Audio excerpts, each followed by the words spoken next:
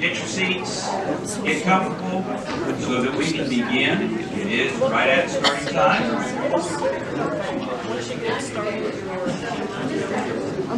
And while you're getting comfy in your place, remember, silence is golden.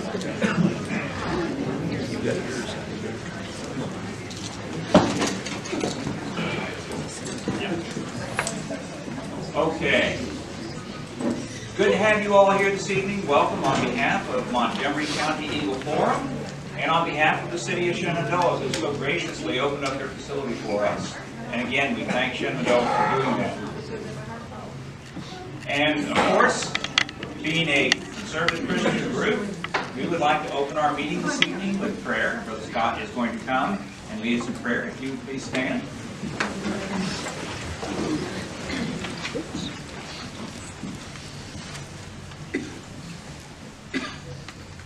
Father, we just thank you for this evening, for gathering everybody together who's here in the room today and share this time together. We thank you for the candidates who have stepped forward to really offer their services to the community. And we just ask you, Lord, to give us insight into each of the candidates, that we can come to know them, and that will help us, Lord, in making the decision on who to vote for this election. We thank you for this opportunity. We just ask you to be with us this evening and to bless this evening. In the name of Jesus Christ. Amen. Amen.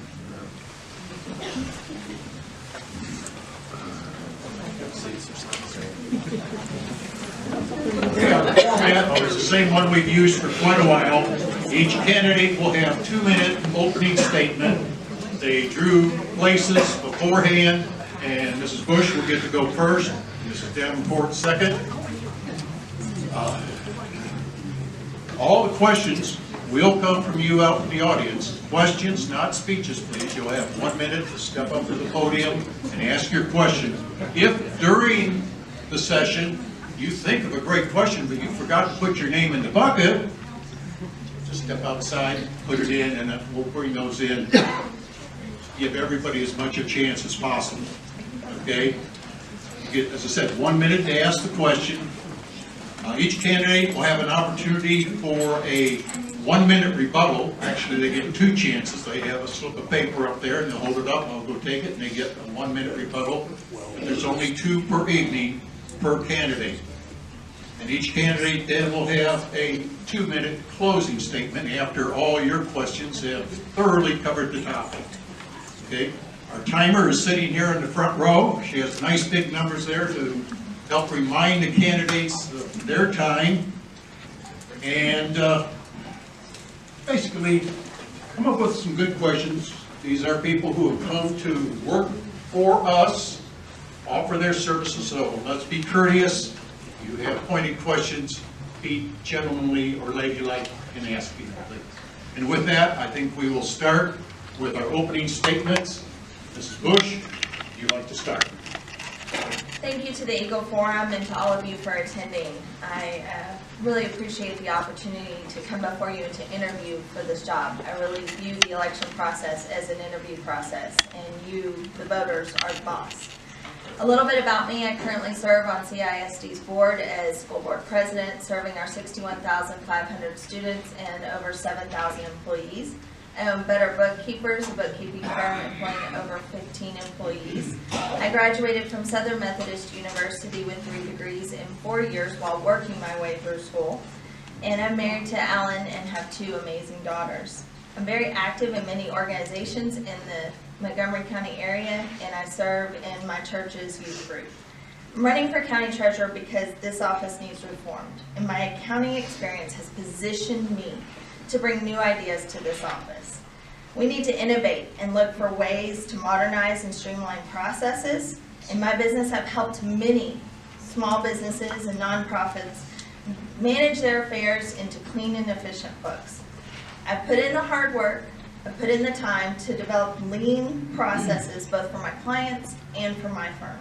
And although it's very detail-oriented, we've continued to find new ways to improve our processes. You'll hear how this office's budget was lowered by 7.2% this year. But since the time of Martha Gustafson's retirement in 2013, the budget for the fiscal year 2017-18 is 9.8% higher with one less staff person and little change in the way things are done. That would mean that it actually had a 17% increase in 4 short years. I look forward to answering all your questions tonight. Thank you again for being here. All right, I want to say as well, thank you for being here tonight. Thank you to Betty and Paul for putting this event together in the Eagle Forum as well. I know many of us here tonight read social media, and as an elected official, I both understand and respect the fact that my life is subject to scrutiny and openness. I think tonight's the perfect opportunity for you and for us, the audience, to ask me any questions that you want to know. I'm here to address your concerns and answer those questions. So, good evening. My name is Stephanne Davenport, and I am your Montgomery County Treasurer. I can tell you today that you have $421,892,117.55 all safely deposited and invested. All of your county bills are paid and all of your employees are paid. As custodian of the county funds, it's my responsibility to account for all monies coming into the county and all monies going out of the county, as well as to protect and ensure safety of those funds. It's important that I know what the balances are, that I pay attention to maturity dates, always knowing what investment dollars are available by watching the cash flow analysis that my department has created. And all of these pieces allow me to follow the conservative investment policy, and even in these market conditions, to get a healthy rate of return, but we managed to do it. And just last year, we exceeded the expected budgeted investment revenue by $2.5 million. So my office is responsible for county investments, processing payroll, accounts payable and juror payments, cash receiving, bank reconciliation, administration of the bail bond board, and unclaimed funds from Montgomery County. And I'll tell you the rest later because I think I'm about out of time. But thank you for being here tonight. Thank you. As I said, all questions will come from you, and without looking, Judy Marshall. May I defer to someone else that's sitting next to me? They should put their name in the bucket. Their name is in there. But And then they'll get a chance to be wrong. But we don't trade. Okay. If you would All right. like to ask yours, my question if you would step up to the microphone so that the entire audience can hear, and you have a full minute to ask your question. You can address it to either one, but both can answer if they choose. This is to Stephanne Davenport. What was the budget that you had in 2013 when you came into the office? And what was the budget at the end in 2017? Okay, I don't remember what my budget was in 2013. I did not bring those numbers with me, but I would be glad to follow up with you and let you know. Okay, and My current budget is $695,000. and the budget for 2018 is That's my current. budget. Yes. Okay, that was the question I wanted. Thanks, Stephanne. Okay, thank you. Thank you. May I also respond to that? Since Yes. I do have the budget number for 13. Okay. For 14, the fiscal year budget was $626, $564. And at the end of 17, I think you were asking, it was $726,602. So. Thank you. Next questioner will be Sherry Harrell.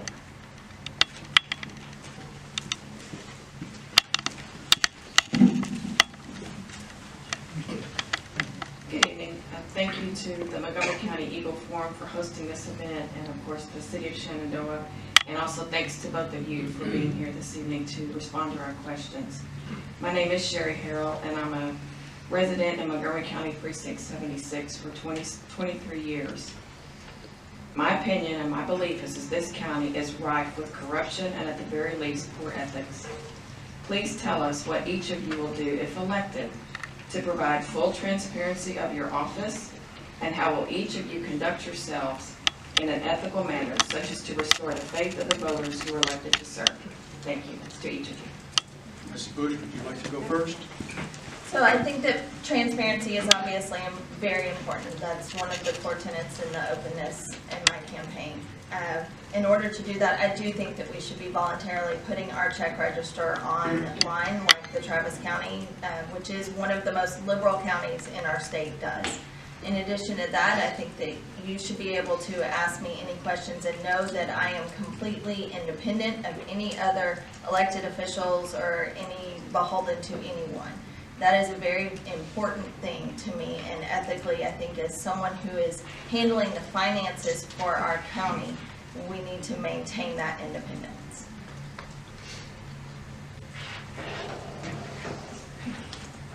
All right, I think a lack of transparency creates distrust. Transparency is listed in the Republican Party platform. It's very important. It's important to me, just like it's important to you.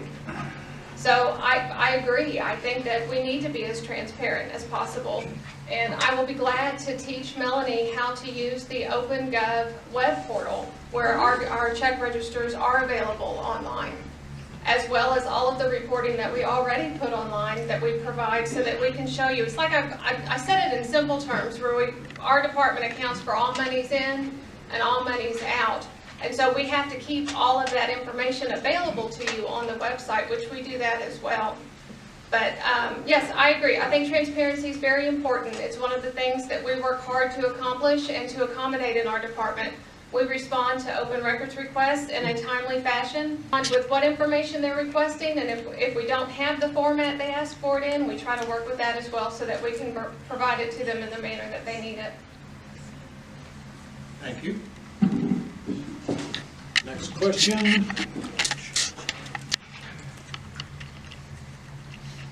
Sherry Shorten.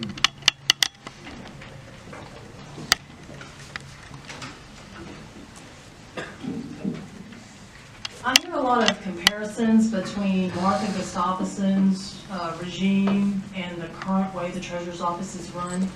My question is, how much has changed in the Treasurer's Office since Martha Gustafson left? Are you addressing that? I'd like you to start, Ms. Davenport. Okay. Martha, when she retired midterm, she retired in 2013, and I was appointed by the court. We had to go through an interview process, and I was appointed by the court in 2013 to fulfill her term, and then I was elected in 2014. There's many changes to the department. One is, like I said, I've reduced my staff by 1. That's reducing my staff by 18%, and I accomplished that through attrition, but also through getting the depth in the department, through team exercises, through training and cross-training, which allowed us to get rid of that siloed mentality and spread the knowledge throughout the department. I brought investments back to the department. When I took office, the investments were being handled by the county auditor. They were being managed by the county auditor. Martha had stated that she felt overwhelmed by that, so that statutory responsibility was taken away from our department. I brought that back, and now we manage the investment portfolio. Our department, when I took office, we generated revenue codes to process cash receipting. Before my tenure, everything was basically dumped into one bucket, and then the auditor divided all of those and allocated them out accordingly. Now we do the allocation, and then the auditor audits our work. So I said I reduced my budget by 7.2% and 18%. Melanie is correct in that my budget has increased, but that has been through cost of living increases that were granted by the Commissioner's Court. You reward your staff for performance, and I'm very impressed and happy with my staff. And I believe they deserved it. I think I'm out of time. She would know what's changed since she's been in the office. I will tell you that from talking to other people, there doesn't seem to be much change in the way the processes are handled. While she has put those processes in writing, no one has actually seen them as of yet. I know that The county attorney did not get but a small sample. That was one of the things I wanted to look at in order to know what has changed. Having discussed things with Mrs. Gustafson, she was a CIO as well as 2 other people on her staff, and so I have a hard time. I would have to ask her if she did not handle investments, and since she's not here, I don't know that answer right now. But I do know that the processes, the financial system we're using, have not changed. Mrs. Davenport ran on a platform of modernizing this office. She's had 4 years to do that, and that has not happened. Thank you.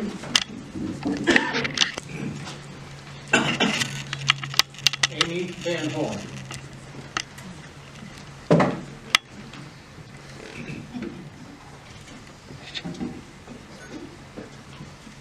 I know that pro-life has nothing to do with the county treasurer, but I see that the Texas Right to Life has endorsed Melanie Bush.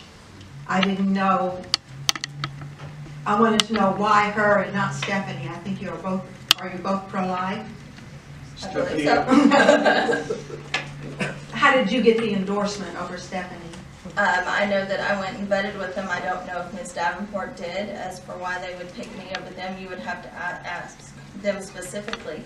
I've been very involved with Pregnancy Assistance Center North for many years, and so that is probably one of the basis of their choosing to endorse myself. My husband actually counseled their boyfriends while I was on their events committee. One of the things that he and I agreed to when he started counseling was that I was not going to do that because his concern that I would end up coming home with lots of babies, because my heart is just so big that if someone wanted to give their child up for adoption, that I would end up wanting to adopt all those kids. So that's probably plays a big part in that. As for why they did not her, I do not know. Stephanie, do you have any comment? My understanding is that typically Texas Right to Life doesn't get involved in the local level. It's mainly, they deal with races where they can make change legislatively. Yeah. I did have several people who actually called Texas Right to Life and Montgomery County Right to Life, because I'm heavily involved with Montgomery County Right to Life, and just to find out why or what the process was. And they do not do formal vetting. They let you reach out to them, is what I was told. So I can't tell you why, but it doesn't change my involvement with Montgomery County Right to Life. Teresa Strack and I work well together. I have had her come and speak at many of the Republican women's luncheons. I think at one that you attended. She did, yeah. And, you know, we help them with their billboard campaign. So I'm very proud of my involvement with them. And I'm very happy with Montgomery County Right to Life. Okay, thank you. I just wanted to throw that out. Sure.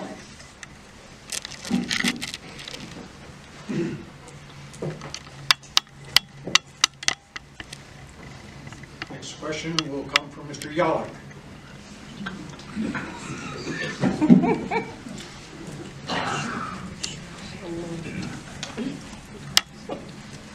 My name is Eric Yalek, and my question is about the enterprise resource planning that apparently the county government is considering.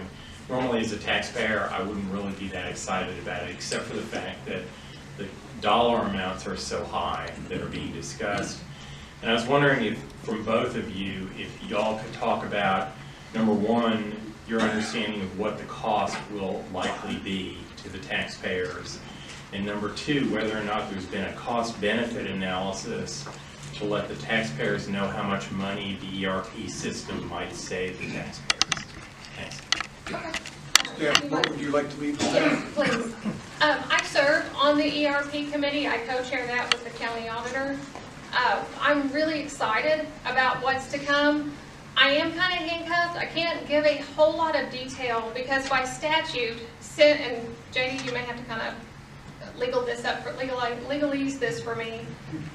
But by statute, we cannot discuss vendor negotiations until the contract has been awarded.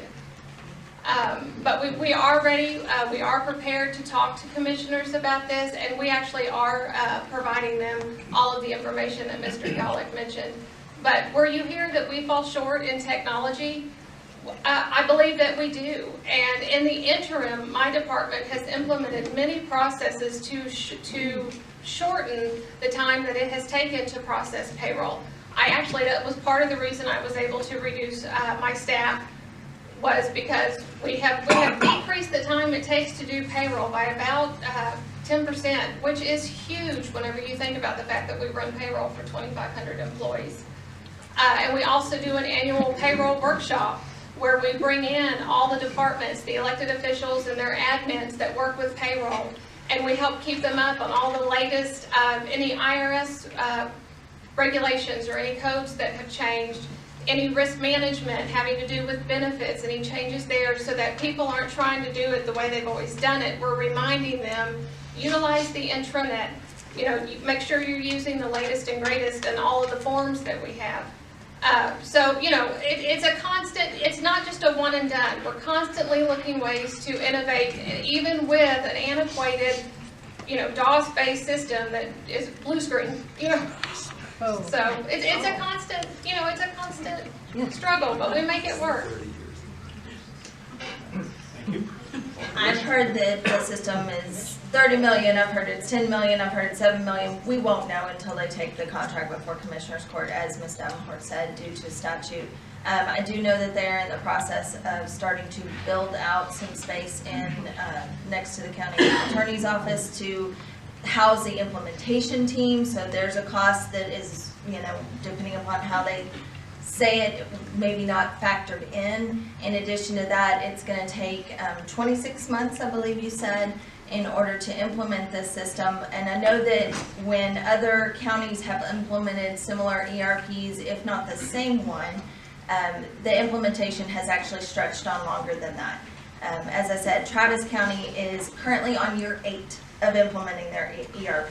And that's something we need to make sure that we avoid as a county. We don't need this to linger. We need to make sure that we get up and running effectively and as efficiently as possible. And so the staff time may not also be presented as factored into the 7, the 10, the $30 million costs that keep being batted around. Thank you.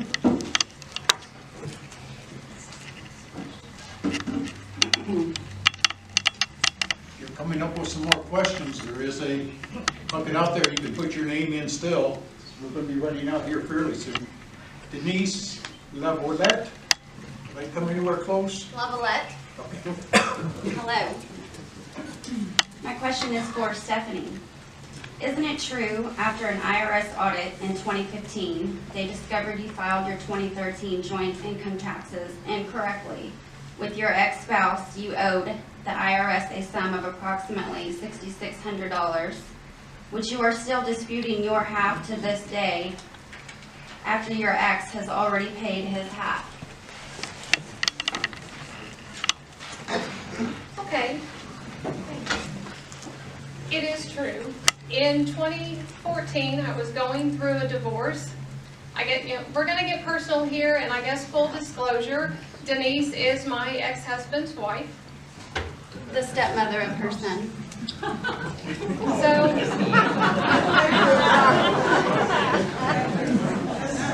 So it is true.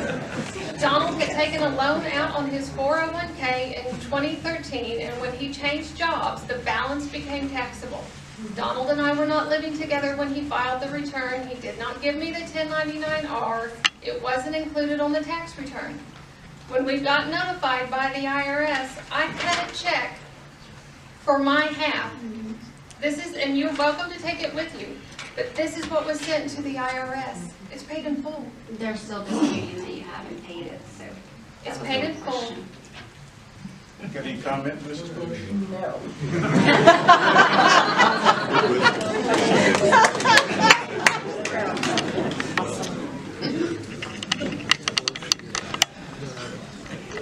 Gail Stone? Told you we'd get to her. This is for you, Stephanie. How is a high school diploma an adequate document to qualify as Montgomery County Treasurer for handling millions of dollars of county funds? Now, I know that you worked with your parents and they believed they had a CPA firm, but, Just because they were CPAs doesn't make you one. So Agreed. tell me, how did you get all this experience to qualify for your position? Okay, so I have 15 years of tax and accounting. And it is true, when I worked under a CPA, I worked for my father. I have 15 years of payroll experience. I know payroll law, payroll rules and regulations.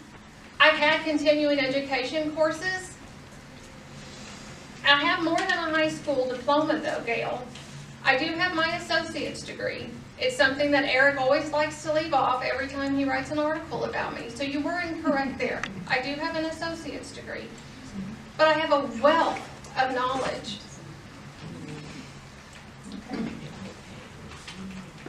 Do you have anything to say about that, Melanie? Because you have 3 degrees. And I really believe the people of Montgomery County really need Ask to a question, please. have to look at what these 2 people offer and decide. I really leave it up to you. After hearing these 2 speak of their education, I just really feel it's important. So that was my question. What was the difference between yours and hers? Mrs. Bush, do you have anything to say? We don't allow follow-up questions. It screws up the timing a lot, and so, If you would make it one question. yeah, but it's into their time, if they're talking, and so I don't think. So make sure that everybody gets the maximum chance. Mary Brown. Okay. We did get some new, 1 or 2 new slips. There's still time to put more in. Mark Frank. Yeah.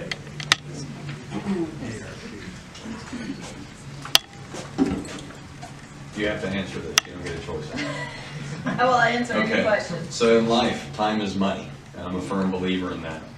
So peak efficiency will always be crucial in making sure that the conservation of our financial future for our children and our children to even come past that. So here is the question. What is one thing that you've done to create efficiency in regards to procedures to safeguard the future? To answer that question, I've done a lot with that, with my clients' businesses and also with mine. So in order to do that, we sat down and taken a good hard look at things, and we've created procedures. But then you don't stop there.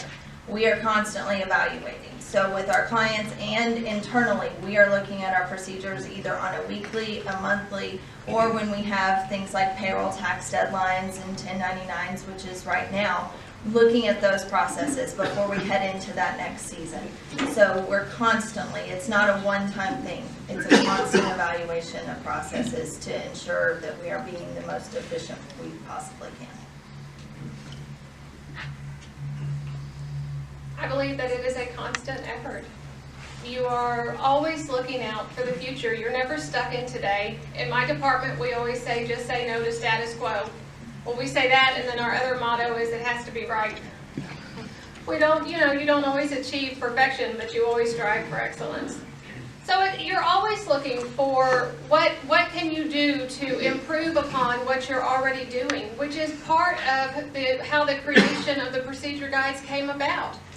That, and from a conservation standpoint, the procedure guides ensure that we're always going to be able to watch over and safeguard your funds.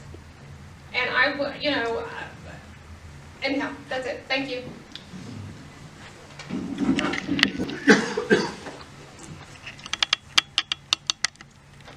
Orville Jolly.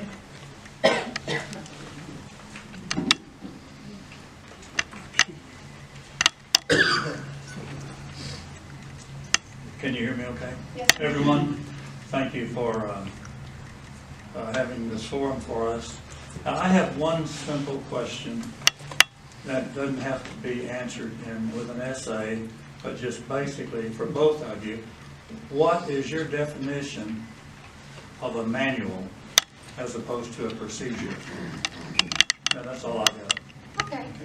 Thank you. A manual is something, bare bones, it's what you could download off of QuickBooks.com. A procedure guide is a continuity plan. It ensures that, let's say, my financial analyst is in a car wreck and she breaks her arms and her legs and she's stuck in the hospital and she cannot help us, we are able to ensure that her responsibilities are completed in a timely manner, which allows us to ensure that we're keeping up with local government code, state law. It ensures that all 2,500 employees will be paid every 2 weeks without fail. And that is the difference. A manual is something that it's going to walk you through a few different, the different screens within a program. The procedure guide walks you through how Montgomery County does it, how we do it today. And anytime that we learn new ways to streamline or we have process improvements, we update those procedure guides, continuity plans, to ensure that they're always up to date. I would agree. Operations manual, a software operations manual includes software. It includes those screenshots of how to do it. A procedure is the process you take. It is the method in which you're doing it. It doesn't include usernames. It doesn't include passwords. It doesn't include anything other than the process, the procedures that you're taking. A cash handling procedure, for example, would be an option. How you actually receive money when other departments bring cash in, and what you do with it, with the double checks of person A counts the money, person B counts the money again to make sure that it's correct. They then create the deposit slip. It's a guide of how to do the job. That's a procedure. A manual is usually an operations manual, but a lot of people call procedure manuals because it's all their procedures put together in one guide.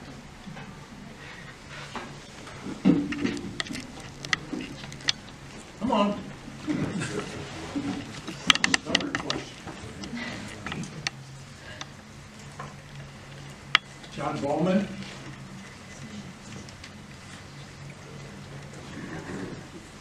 Good evening. My question is really for Mrs. Davenport.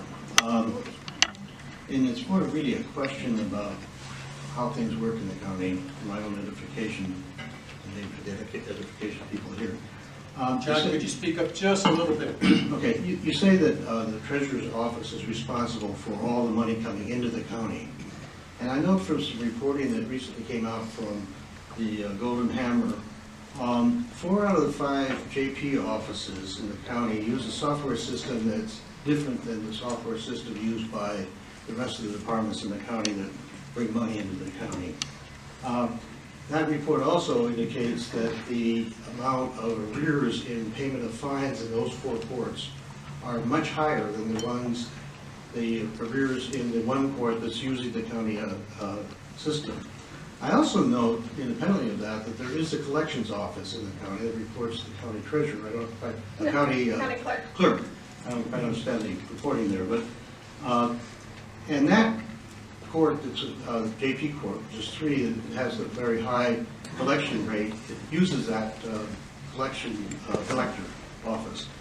My question is, who's responsible for the funds coming into the other 4 JP offices, and why are they not using the county collection office? Ms. Bush, I think you were first. He said it was from Mrs. Davenport. I think that would really, that question is going to be best answered at a JP forum. I don't know why the other 4 opted to go with a different software package. I know that they felt that that was the best solution for them. Yeah, my question isn't so much question. Yeah, but the clarification of the question wasn't about the software package. If the treasurer's office is responsible for the money coming in, then presumably you're responsible for receivables as well as actual funds that come in? We're responsible for the deposits. When the deposits come in, we account for those funds coming in.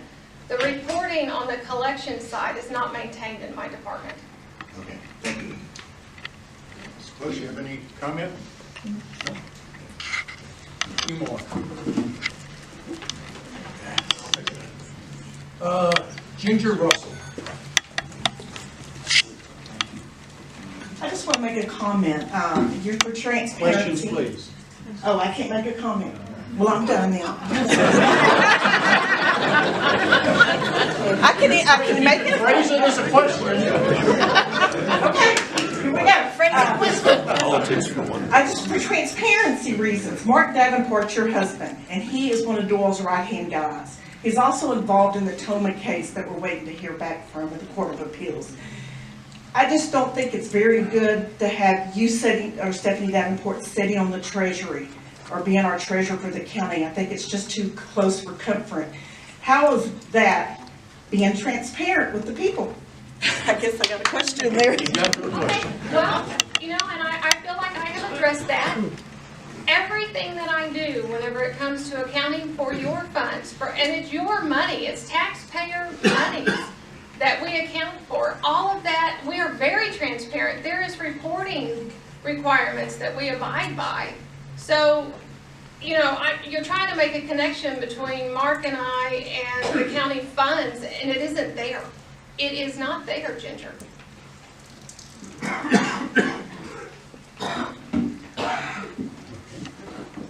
And one that tried to get away, Jim Howard.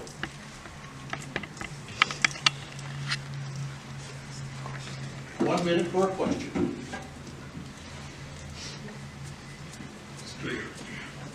I was just going to ask, when I heard $30 million plus or minus, what is ERP? Oh, it's an enterprise resource platform. It is a finance system. It's a finance system with all the other modules for risk management, for timekeeping, for cash receipting. So it will be the county's countywide finance system. And will this have, oh, I'm sorry. Go ahead. No, and will this have a cost evaluation with a return that we get off of this? Will this be worth the? Absolutely. You'll have a return on investment. We will have that, well, the report's pretty well completed, but we will have all of that prepared for when the committee takes this before Commissioner's Court. And then at that time, then we can disclose all of the information. But we've had a committee that's been working on this for about 2 years, and we have pulled in all of the user departments for this, and we've come up with a really robust solution for the county. Okay. Do you have anything? No. Okay. All right. Thank you very much. Thank you.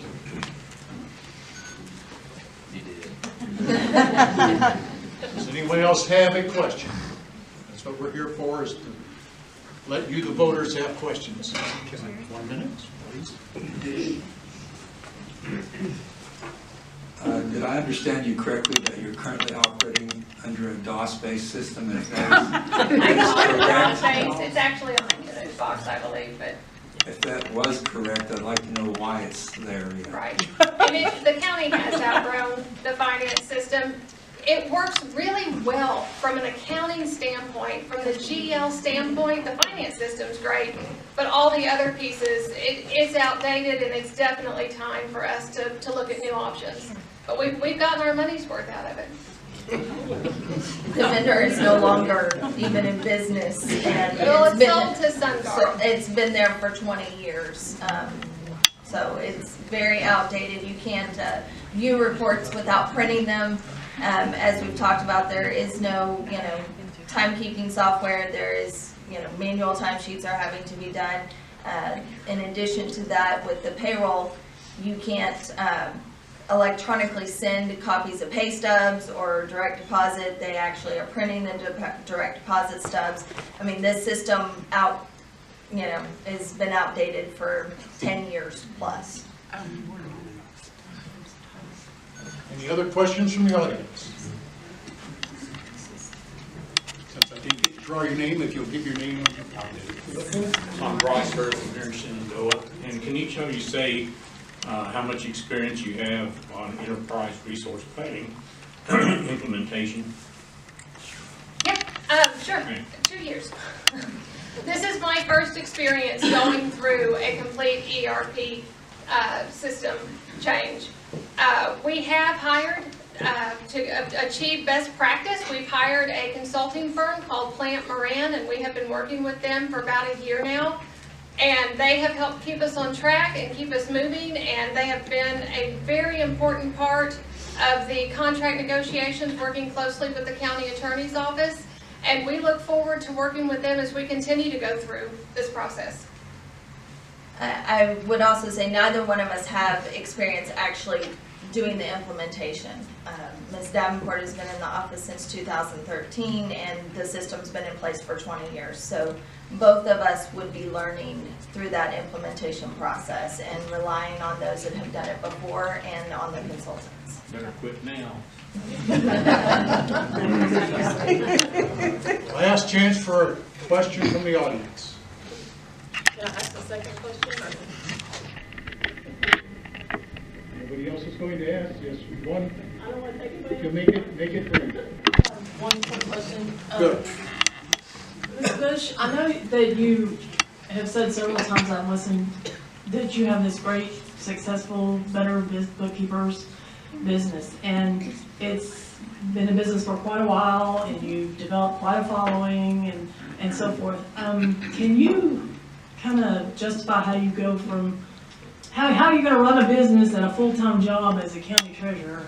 I'm not going to run a business as full-time job as a county treasurer. It is a full-time job. Yes. I have a manager that's been with me for 6 years, and before we decided to run for this office, and my husband and I discussed it, he and I decided, okay, let's run it through a couple more filters.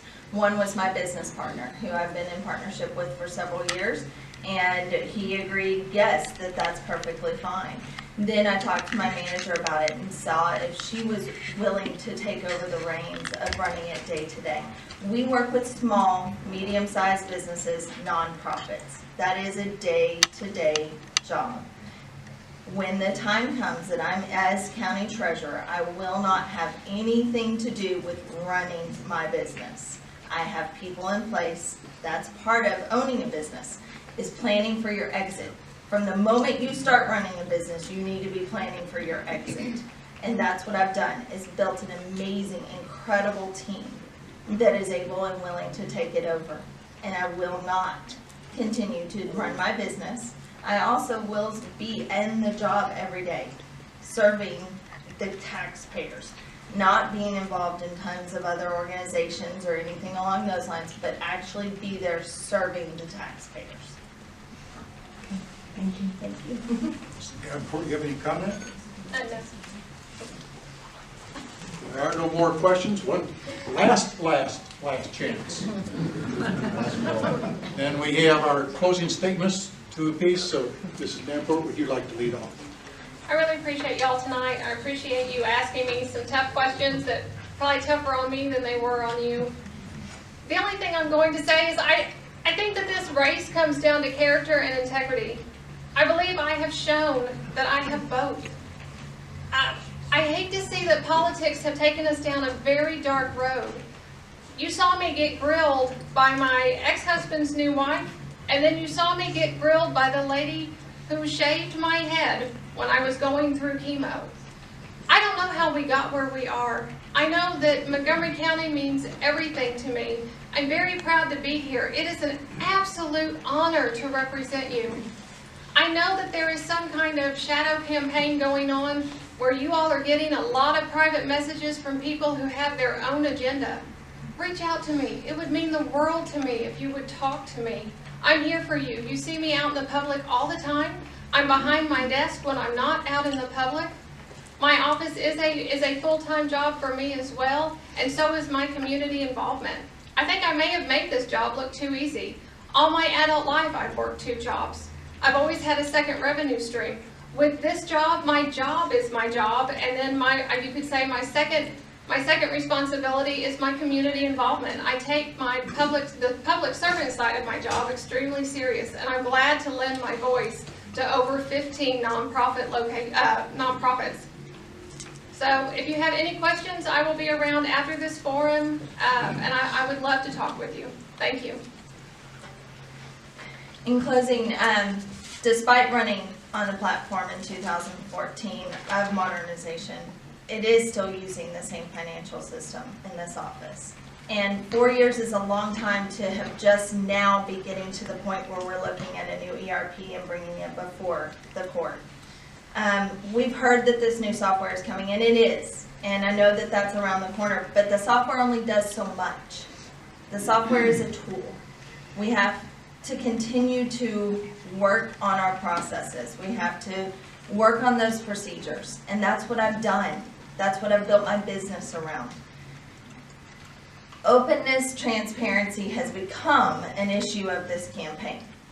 And I vow to bring this back to this office. As we've talked about, Travis County is one of the most liberal, and they do voluntarily post their check register as a PDF that is very easily read by anyone in the public, as opposed to OpenGov, which I have looked at, Mrs. Davenport, and it is not very user-friendly. And I think that this is very important for our county. This was brought before the state legislature to do, and our county treasurer argued against it. That's not transparency. That's not openness. Montgomery County should be leading in this area, and that's what I vow to do. Secondly, we talk about independence. We talk about being ethical in office and having integrity. I think that is something that you have seen from me in school board. You've seen that I know no one anything. There are a lot of people in this room that did not support me for my school board bid. There are a lot of groups. I had formidable opposition in the South County parking lot for school board, but that now are supporting me because I continue to work with people. That's what's important. I look forward to earning your vote. We thank both candidates.